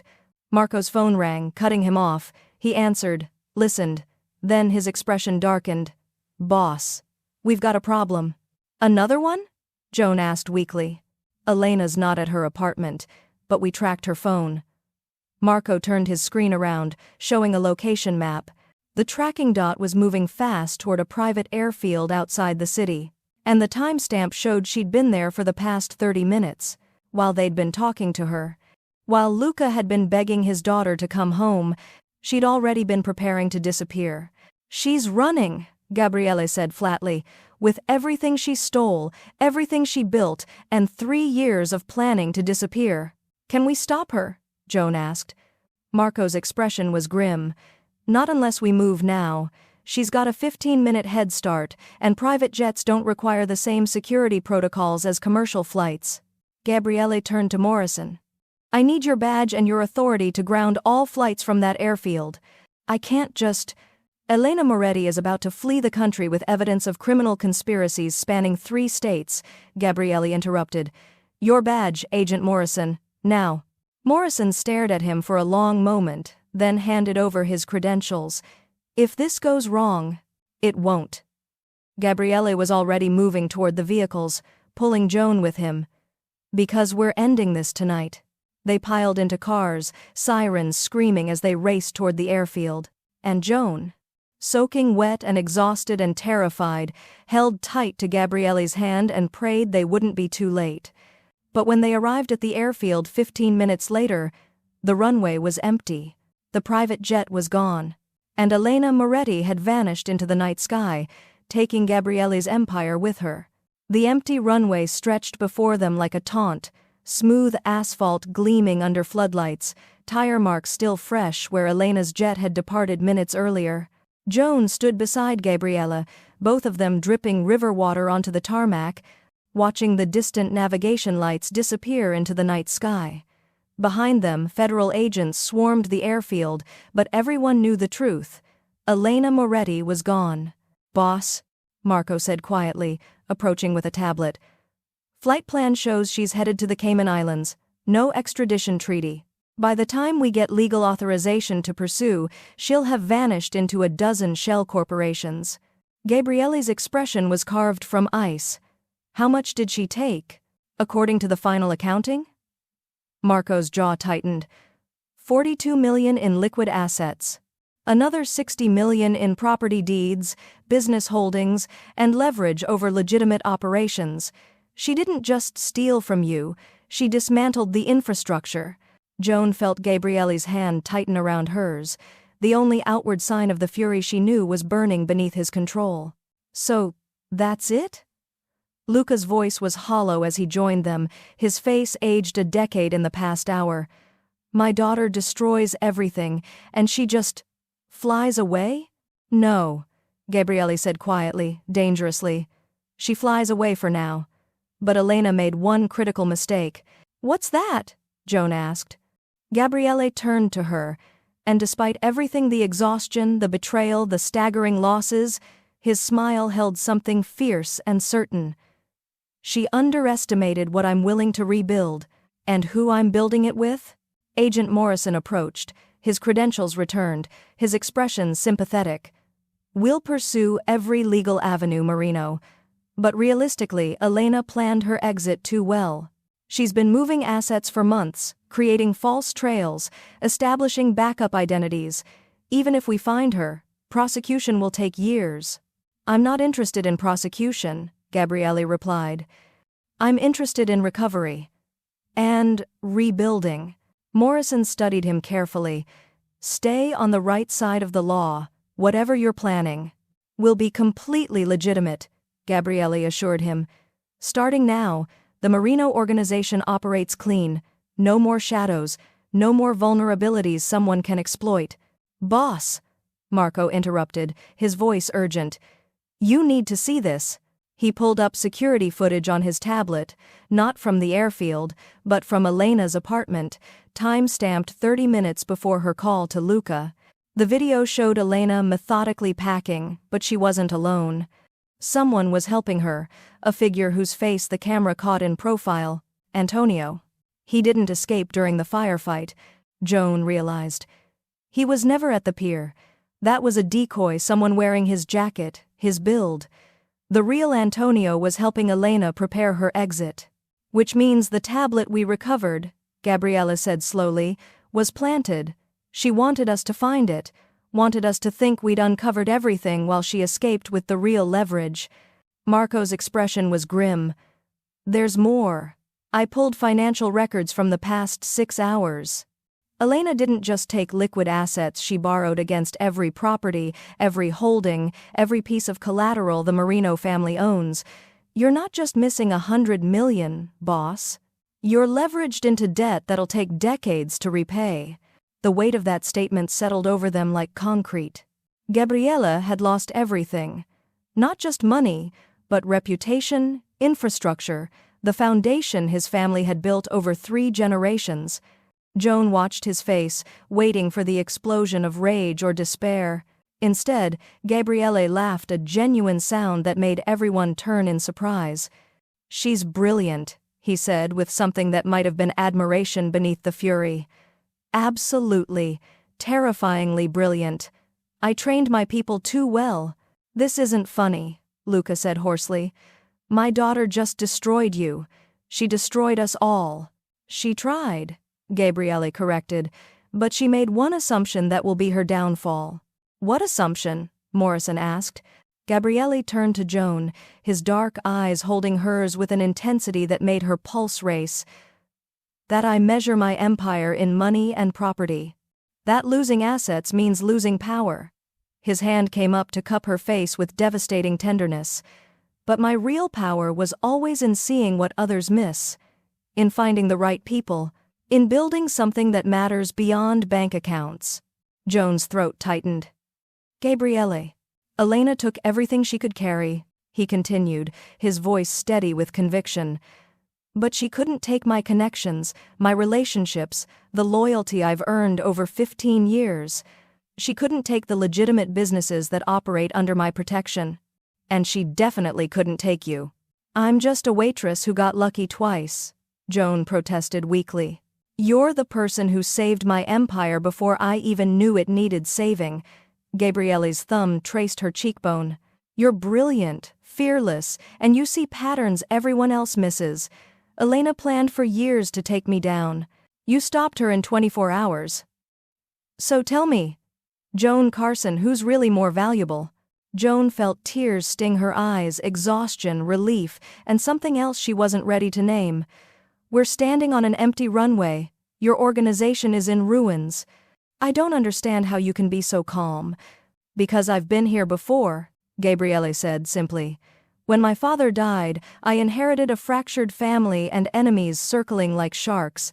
I rebuilt then, I'll rebuild now, but this time, his smile turned warm, genuine. I'm not doing it alone. He released Joan's face, turning to address the assembled group, Marco, Luca, Morrison, the remaining loyal soldiers who'd fought beside them. Elena thinks she won, Gabriella announced, his voice carrying across the tarmac with commanding force. She thinks destroying the Marino family financially means destroying it completely. She's wrong.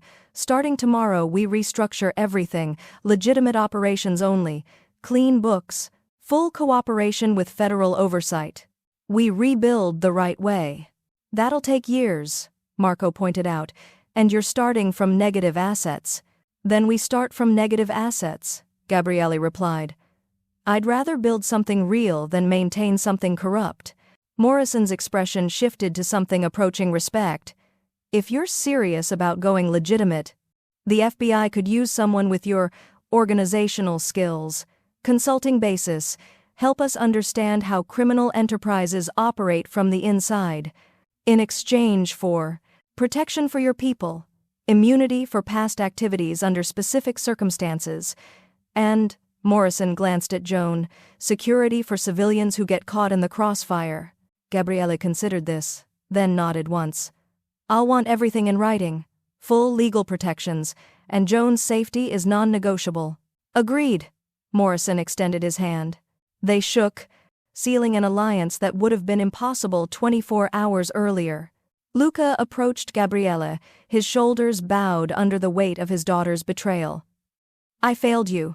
I should have seen, should have known. You loved your daughter, Gabriele interrupted gently. That's not a failure. That's being human. His hand gripped Luca's shoulder. We'll find her, not for revenge, for accountability. Elena needs to answer for what she's done. But that's a long game. Right now, we survive, we rebuild, we remember who we are. Joan watched this moment of compassion, seeing beneath Gabriele's dangerous exterior to the man who valued loyalty and understood pain. "So what happens now?" she asked quietly. Gabriele turned back to her, and his smile held promise and challenge in equal measure. "Now? We go back to La Sera. You quit your waitressing job properly this time, no disappearing mid-shift. Then you move into my building, accept a position as my financial analyst and strategic consultant, and help me build something that Elena could never touch." "That's presumptuous," Joan said, but she couldn't suppress her smile. "What if I don't want to work for you? Then, work with me." Gabriele moved closer, his presence overwhelming in the best way. "Not as an employee. As a partner. Someone who challenges me, questions me, keeps me honest." His voice dropped to something intimate despite their audience. "Someone I trust with everything I'm about to become." Joan's analytical mind raced through implications, the danger, the complications, the absolute insanity of tying herself to a man whose life was measured in gunfights and federal investigations. Then she thought about the past day. About noticing what no one else saw.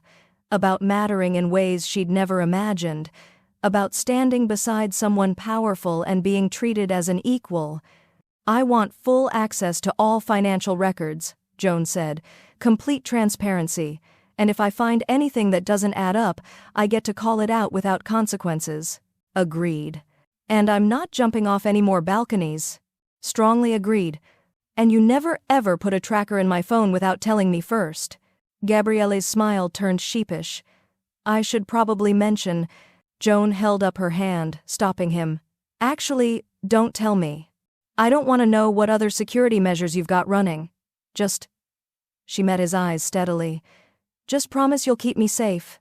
"Always," Gabriele said, and the certainty in his voice made it a vow. "You saved my empire, Joan. Now let me give you one in return." He kissed her then, not the desperate, furious collision from the pier, but something slower, deeper, weighted with promise and possibility. Joan felt the world narrow to this moment, the man holding her like she was precious, the distant sirens fading, the future unfolding with terrifying potential. When they finally broke apart, Marco was pointedly studying his phone, Luca was wiping his eyes, and Morrison looked almost amused. "If you're done making life-altering decisions on my crime scene," the agent said dryly, "we have paperwork to complete." Joan laughed, the sound bright and unexpected after everything. "Is this my life now? Kissing mafia bosses on FBI crime scenes?" "Former mafia boss," Gabriele corrected with a grin. "I'm going legitimate, remember?" "Right. Because that makes this completely normal." They walked back toward the vehicles together. Gabriele's arm secure around her waist, and Joan realized something fundamental had shifted. 24 hours ago she'd been invisible, just another person grinding through unremarkable days. Now she was seen, valued, essential, terrifying, thrilling, hers. The sun was rising over the city as they drove back, painting the sky in shades of gold and rose. Joan watched it through the car window, Gabriele's hand warm in hers, and felt something like peace settle over her exhaustion. Elena had escaped. The empire was in ruins, the future was uncertain. But Joan Carson had found where she belonged. And Gabriele Marino had found someone worth rebuilding everything for. 2 months later, Joan stood in the reconstructed Marino offices, legitimate, legal, and completely above board, reviewing financial statements that actually made sense for the first time in years. Her phone buzzed with a message from an unknown number. "Enjoying my leftovers? Don't get too comfortable. E." Joan smiled, forwarding the message to Morrison and Gabriele simultaneously. Elena thought she'd won by escaping. But Joan had spent 2 months building something real, something lasting, something that couldn't be stolen or destroyed. And when Elena eventually surfaced, and she would, because people like that always got overconfident, Joan would be ready. With numbers, with evidence, with Gabriele by her side. She saved the financial report, closed her laptop, and walked into Gabriele's office where he was reviewing legitimate business contracts with actual lawyers. "Elena messaged," Joan said without preamble. Gabriele looked up, his expression hardening for just a moment before softening when he saw her. And nothing. She can send all the threatening messages she wants from the Caymans. Joan perched on the edge of his desk. "We're building something she can't touch. Let her watch from a distance while we succeed without her stolen money." Gabriele's smile was warm, proud, and unbearably tender. "Have I mentioned lately that you're extraordinary?" "Not in the past hour," Joan teased. "You're slipping." He stood, moving around the desk to pull her into his arms. "Then, let me remedy that. You're extraordinary, brilliant, and the best decision I never knew I was making when you interrupted my signing." "Best decision you tried to send away," Joan corrected. "Remember? Get her out of here." "One of my rare bad judgments." His lips brushed her temple. "Won't happen again." Joan leaned into him, feeling safe and seen and exactly where she belonged. The empire was rebuilt. The danger was distant. The future was theirs. And somewhere in the Cayman Islands, Elena Moretti was learning a hard truth. You could steal money, property, and power. But you couldn't steal the one thing that mattered most: the loyalty of people who chose to stay.